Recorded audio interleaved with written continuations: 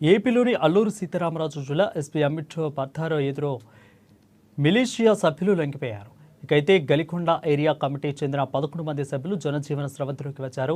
మావోయిస్టులు కాలం చెల్లిన విధానాల్లో నచ్చపోవడంతోనే వీరంతా లొంగిపోయారని అన్నారు.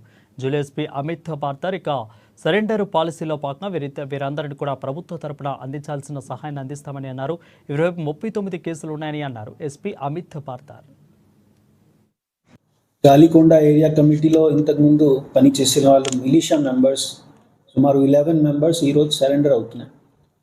ఈ అన్ని 11 మెంబర్ పైన ప్రతి ఒక్కరి పైన ఎఫ్ఐఆర్స్ ఉన్నాయి. దాంట్లో ఒక మిలిషియా మెంబర్ పైన 10 కేసెస్ వరకు ఉన్నాయి.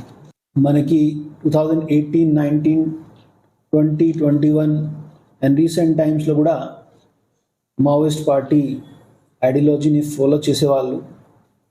అదేవిధంగా అప్పుడు వాళ్ళతో సహా తిరిగి పోలీస్ పార్టీ పైన దాడి చేయడం, ప్యాంప్లెట్స్ డిస్ట్రిబ్యూషన్ చేయడం, అదేవిధంగా మీటింగ్స్ ఎప్పుడైనా మావోయిస్ట్ పార్టీ వాళ్ళు పెట్టినా పబ్లిక్ని గ్యాదర్ చేసి వాళ్ళని భయం పెట్టి మీటింగ్కి పిలవడం చేసేవాళ్ళు.